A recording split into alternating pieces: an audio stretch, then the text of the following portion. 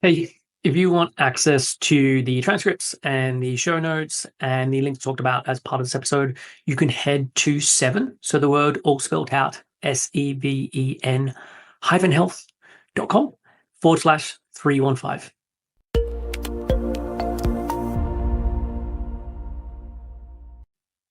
Hey everyone, welcome back to another episode of Real Health Radio. I'm your host, Chris Sandel. I'm a nutritionist and a coach and an eating disorder expert, and I help clients to fully recover. And this is true whether the eating disorder has been going on for a year or has been going on for decades. And before we start, I just want to say I'm currently taking on new clients. And so if you have been living with an eating disorder and you're sick and tired of living with an eating disorder, I would love to help you get to a place of full recovery. And I'm a firm believer in full recovery and that anyone can get there. And it's not a might happen, it's a it will happen. If you do the things that you need to do to recover, you will reach a place of full recovery. And so if that is where you want to get to and you want the freedom and everything that is involved as part of getting there and getting your life back, I'd love to help. So you can send an email to info@7-health.com and put the word coaching in the subject line, and then I can get back to you with the details of that. So on with today's show, and this one is actually a very late last minute episode. It's Thursday afternoon. This is going to be going out on Monday morning when this will finally go live. It's really snowy outside. We've had a ton of snow over the last couple of days. My workday is coming to an end in the next couple of hours, and I had the realization of I haven't recorded anything. And there was a part of me that just wanted to put out a rebroadcast episode, but I've been pretty consistent with doing episodes. So I thought, let me put some stuff down on paper and put out an episode. And so this one, it has come about by a conversation that I had, or a couple of conversations I've had this week with clients, but it was one client in particular where we were going through something, which I'll talk about in a moment. And she said the phrase, I think people give the eating disorder too much credit. And so I wanted to do a episode just riffing on this idea. And so this came about because we were having a back and forth messaging about her and the eating disorder and some of the challenges that were coming up with making some changes. And one of the things that I suggested, and I do this often with clients, is I want you to write down what the eating disorder does for you. Like, what are the benefits of you having an eating disorder? And I'm very much of the opinion no one does something that doesn't give them some kind of benefit. If someone says, oh, the eating disorder does nothing for me, I don't believe that is true. I definitely believe that there are other ways of doing that thing or getting that need met. It's doing something for you or for anyone who is living with an eating disorder. And so I think it's important to understand what that is. And the reason I like doing this as a writing exercise or a bit of reflection is we as humans are meaning making machines. We are always trying to make sense of our situation or why this thing occurred or when that person said that thing, what did they really mean? And so we're always trying to figure things out. And so often we make up stories and stories that don't necessarily connect to the reality of the situation or the truth of the situation, but they feel like this is what is going on. And so this is part of the reason why this exercise I kind of think can be helpful is we can start to do some reflection on what the eating disorder is doing for them, or at least what that person thinks it is doing for them. And typically, when I look through the list of things that they say that it's doing for them, some of those I may agree with, but some of them it's not actually true. And it's often just an illusion. And so I want to just run through a couple of things that came up. And I actually did this exercise with two clients that I saw this week. And so I want to talk about some of the things that came up from both of these clients when going through this, because I think a lot of these types of things are going to be fairly universal. And so when you're hearing me go through this, have a think about this for yourself. If you were to do some writing and jotting stuff down, what would you say are the reasons that you have the eating disorder or the eating disorder is continuing on? Like, what needs is it meeting for you in your life? And so with the first person, and this is the person who talked about you people giving the eating disorder too much credit, one of the things that she said was that it helped and it helps her academically. So she talked about the fact that prior to developing the eating disorder, she hadn't been particularly academic. And then coinciding with that occurring, she did get more into academics. She did start to study more. And that then led on to her doing the study at university that she did, having the career that she has. When I looked at that, was that one, it's not that those two things didn't coincide with one another. That her eating disorder developed around the same time, that then she started to pay more attention in school and start to be more academic. But to say that the eating disorder made her more academic, I don't agree with that as a statement. There are many people who at 14 or 15 or 16 go from, hey, I wasn't really that into school, to suddenly really getting into school. And that can happen for a number of different reasons. There could be this wonderful teacher that just really takes them under their wing, or is this real mentor to them and helps to give this boost of self esteem or to notice something in them that they haven't had noticed before. And this is the thing that just totally changes someone's perspective and they really get into study. Or there's a particular book that they read that just gels with them. And there's this interest in this thing that I didn't even know about before.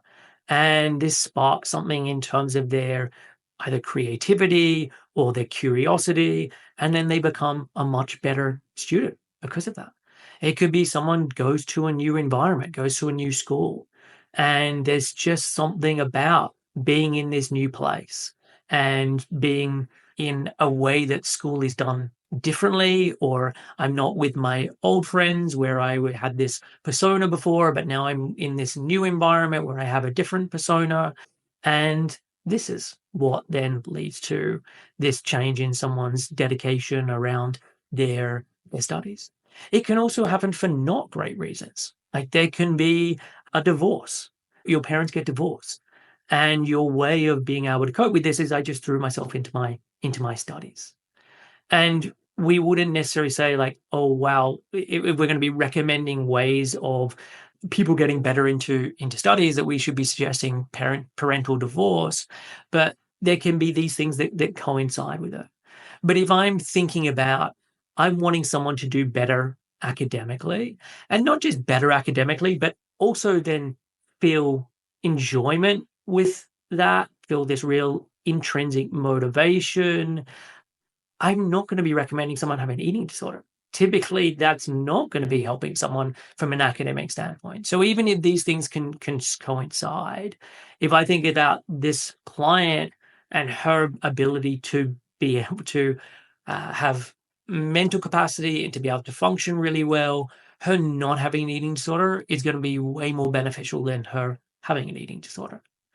And so that was one of the things that she gave the eating disorder a lot of credit for, was that it really turned my life around in terms of my academics.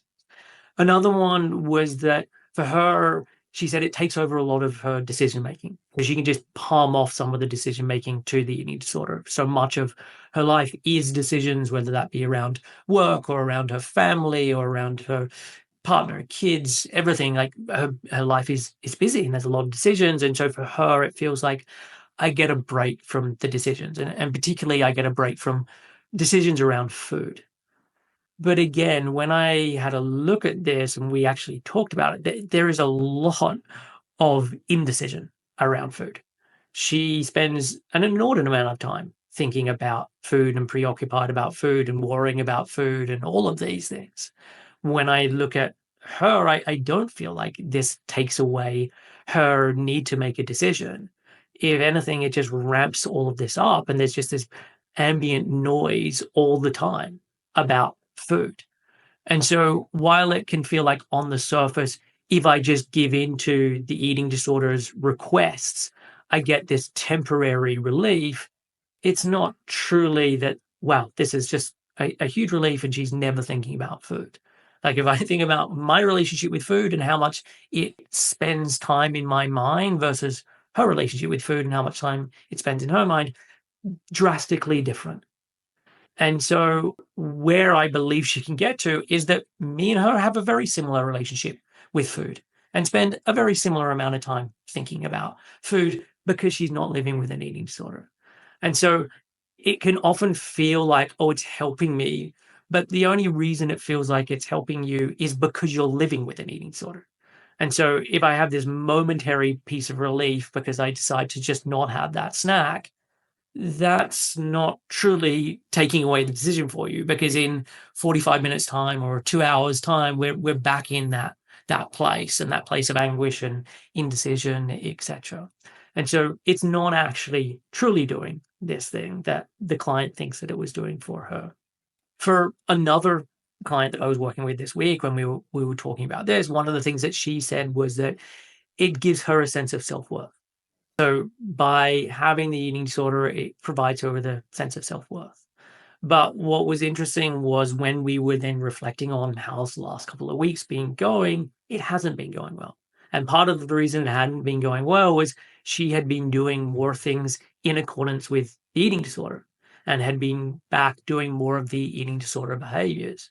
And it's always really obvious to me when that is occurring. I can spend 5 minutes talking to a client and I can know that that's occurred simply by the kinds of worries that they have, simply by hearing about some of the symptoms that are going on, simply by just being able to look and see what's going on in their face and what's going on in terms of their expression and how uncomfortable they are.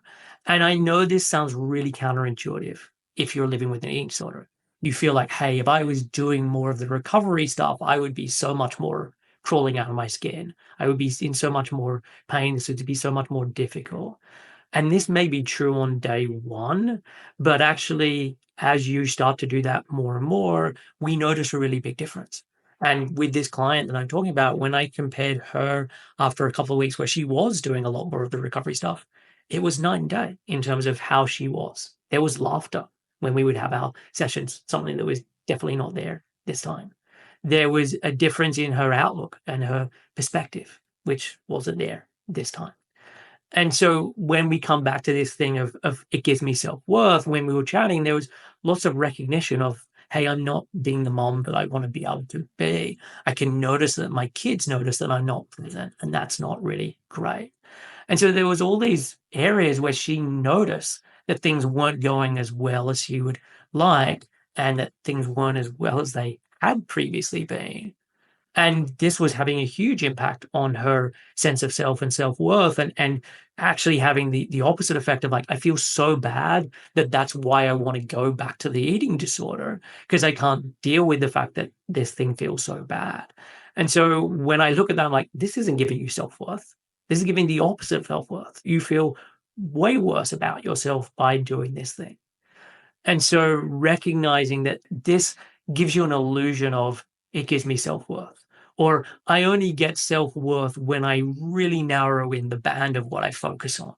So if I narrow in the band of, hey, I went X number of hours without having something to eat, or I did this many number of steps, then yeah, I can get my self-worth by focusing on that tiny thing, that tiny slither of a so-called achievement. But if I then bring in all of the other components of my life in terms of my reflection of how I'm doing in terms of my partner and my relationship with them, how I'm doing with my kids, how am I doing at my capacity to do my job, or my ability just to be with people and be in this world. Actually, no, this is not actually helping, and this is then having a detrimental effect on my self-worth.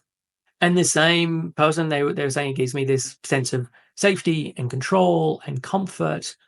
And again, when I reflected on the person I was talking to this time versus the person I was talking to a few weeks ago when they had been doing more pro-recovery choices, it's night and day how comfortable they actually appear to be. And yes, it can be hard to make those choices, but the person who I was talking to at this point, there was no comfort there. There was no feeling of safety. That feeling of comfort and safety was only there temporarily. So it would be there at the point where, am I going to have that meal? No, I'm not going to have that meal. And then I get that sense of comfort or safety. But in terms of how that panned out for the rest of the day, there was not real comfort and safety. If anything, things were getting worse and worse, and there was a lot more eating disorder thoughts, there was a lot more mental anguish, there was a lot more fear. And so it didn't deliver on any of these things. And I often think of eating disorders and the eating disorder behaviors as being somewhat like this nice tasting poison, and where there's this delayed effect from the poison. So someone feels like, oh, I need this drink. I have this drink. Oh, that tastes very nice. And yet they don't recognize that this thing is just poison. And so it's then creating all of the things that they're scared of and afraid of in terms of the fear of weight gain. Like, it creates that fear of weight gain. It creates the fear of food. It creates the fear of stillness. It creates the fear of taking time off exercise. It creates the fear of eating with other people. Like, all of the fears that are there are because of the eating disorder and the eating disorder behaviors. And yet we take this drink of this thing that tastes sweet, and then later on, when we're feeling terrible about all the different things, we don't make the connection between, hey, that's occurring because I've now got into a more low energy state. That's occurring because I missed that snack this morning, or I went for that run this morning, or whatever it may be. It's not connected to the fact that, hey, I actually did this eating disorder behavior. Because what that feels like is, oh, that was my solution. And it then becomes this really vicious cycle, because then the next day I'm actually feeling worse. And so what do? I then reach for this poison that I don't recognize as poison. And then I take more of it. And then I feel worse. And then my digestion's even worse. And now I've got this other thing that's going on. And it just becomes this really, really vicious cycle. And so what I'm wanting people to recognize, and by going through these kind of exercises and chatting with them, and as I am sharing here, is recognizing the true cause and effect relationship. Because I think it gets very skewed in someone's mind, where the thing that they actually think of as the solution is actually the problem. The thing that they think of is helping them is actually making it worse. And again, it's not that I don't notice that there is some momentary relief that this provides, but in terms of the bigger picture, it just creates harm and more harm and more harm, and then doesn't really provide any solution outside of that little moment. And so this was the thing that we talked about. Provide something for people. Like, it does meet a need for them. And really, if I'm breaking it down and thinking, what need does it typically provide? And there's more to it than this, but this is a short podcast, and so this is what I'm going to cover today. But really, the need that it provides, it's a tool of avoidance. Eating disorders are anxiety disorders. Eating disorders are about avoidance.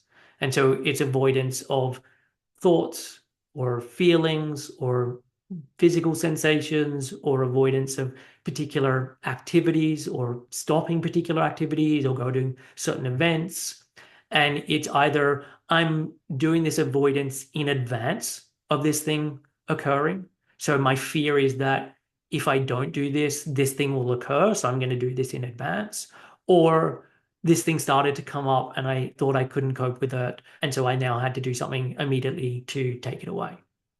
And really, that is what the eating disorder provides for someone. It is a tool of avoidance so that I don't have to deal with that thought that was coming up, or I can at least try and mediate that thought was coming up. So when I'm having those thoughts, I'm at least able to tell myself that there was, look, I did this compensation, or I skipped this thing, or that thing's lower calorie than that other thing.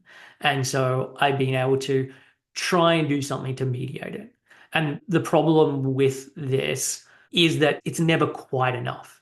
At no point is there like a real eating disorder congratulating you and saying, like, well done, this is fantastic, really great. And someone is able to have this real genuine sigh of relief, and hey, cool, I don't have to think about this for many hours or many days. Like, what happens is I did this thing, and no matter what you do and how much you give in, there's the, well, you probably could have done more. Or, I mean, that's fine for today, but tomorrow we're going to have to halve that. It's just never enough. And so you try and avoid, and it does something temporarily, but it just never quite gets you there. It's the itch that you can never quite scratch. I think there's the quote of you could never get satisfied by something that's almost enough. And I think this is true of eating disorders. It's that thing of like it feels like it should be getting me there, and then I do that thing there, and it's just still not getting me there. And so I do a little more, and it's still not getting me there. And then before you know it, you're in a completely different state to where you started. And so, really, if I'm thinking about what is the goal of recovery from this needs standpoint, it's twofold. It's one, how do we start to meet those needs, but meet them in some other way? So, finding ways to help someone genuinely feel safety and comfort that aren't using the eating disorder or the eating disorder behaviors? Or do you help someone feel like they do genuinely have self-esteem and that they're worthy of love and that they're worthy of respect and worthy of taking care of and all of these things? How can we learn how to do that without using the eating disorder? So it's learning ways that are constructive that genuinely meet that need. Because I think for the eating disorder, it's an illusion of meeting that need as opposed to it actually being met. And then the other part of this is recognizing that actually there's certain things that need to change so that you realize that actually I don't need to even meet that need. That need is no longer something that needs to be met because I've been able to do these other things. And I think it's really a combination of those two. And by going through this, you learn that, hey, I can actually cope without using the eating disorder. I am stronger than my mind was making out that I could be, or at least the eating disorder was making out I could be. And so it's learning ways and tools and techniques of how to be with that discomfort or how to be with those uncomfortable thoughts. And it's learning that I'm able to do this. I'm able to tolerate it. And that comes about through lots of different things that I focus on as part of recovery. But that's truly how we start to then meet the needs that someone has or to change the needs that someone has through recovery as opposed to through the eating disorder. So that was it for today. I would love to hear your thoughts based on this. Does this resonate with you, or did I just get lucky with two clients in 1 week, and that's biasing my thoughts on how important this is as an idea? As I said at the top, I'm taking on new clients at the moment. So if you're interested and you're wanting to end however long the eating disorder has been going on, if you're wanting to not be dealing with that, then I would love to be helping. So you can send an email to info@7-health.com and put coaching in the subject line. That is it for this week's show. I'll be back with another episode next week. Take care, and I will see you soon.